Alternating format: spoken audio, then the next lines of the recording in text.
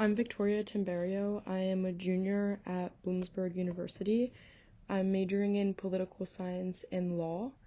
Currently, I am taking an Asian politics class, and for this presentation, I did my topic on China's impact on human rights in Central Asia.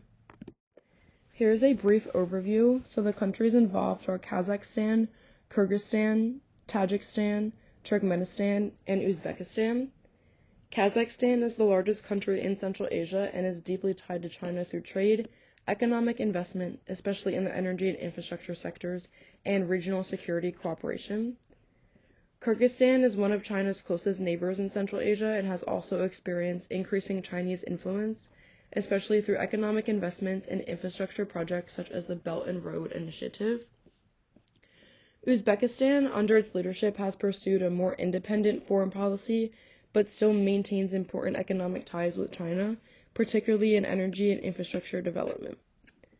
Turkmenistan maintains a relatively closed political system, but China is an important economic partner, especially in energy exports. And Tajikistan has increasingly become involved with China, particularly in terms of economic cooperation, including significant infrastructure and development projects that are linked to the BRI. On this slide, there is a picture of law enforcement reacting to protests that occurred because of human rights violations.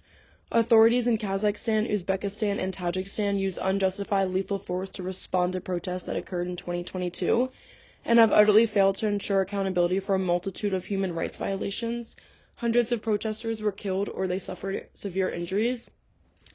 In these countries, there are limits of freedom of expression and assembly, and civil society activities are monitored very closely.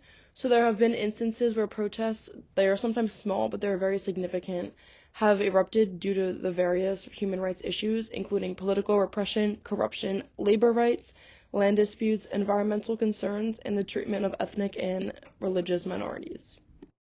More on what kind of human rights are being affected. Central Asia's authoritarian governments, as I mentioned, limit free speech, assembly, and other basic freedoms. They often imprison critics and opponents without fair trials and allow serious human rights abuses, such as torture and domestic violence, that go unpunished. Other issues include rule of law, gender inequality, freedom of the press, and acute electoral rights. There's also violence against women, and domestic violence persisted at very high levels. And there is a lot of bad air quality because of burning fossil fuels, but they're aware of the bad air quality and nothing is done about it to protect the people. Uyghurs are a Turkic ethnic group originating from and are culturally affiliated with the general region of Central Asia and East Asia. They are one of China's 55 officially recognized ethnic minorities. Some of their policies is China's treatment of Uyghurs in Xinjiang, including mass detentions and cultural repression, which raises alarm in the region. Neighboring countries may feel pressure to cooperate with China on security issues, often at the expense of human rights. Also, the export of surveillance technology.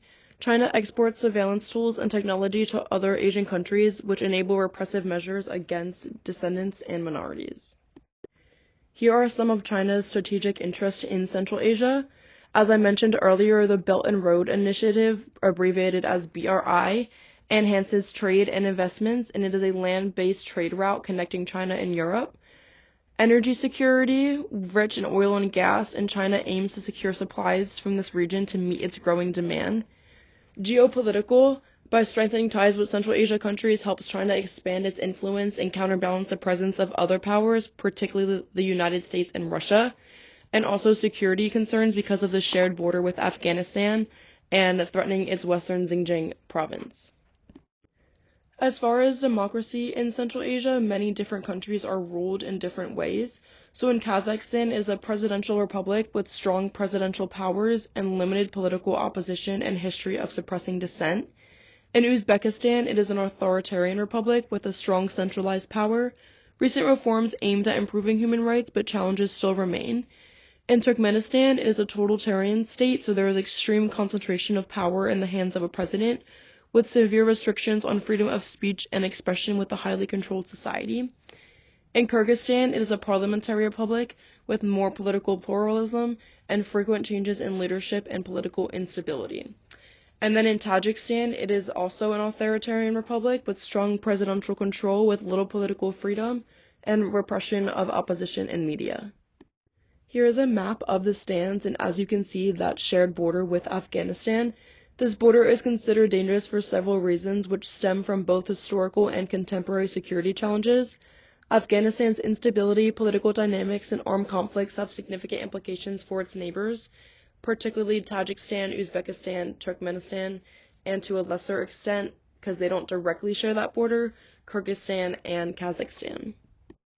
In conclusion, China's influence in Asia often leads to prioritization of state control over individual rights, with significant implications for human rights practices in the region. This complex interplay of economic, political, and cultural factors continues to shape the human rights landscape across all of Asia.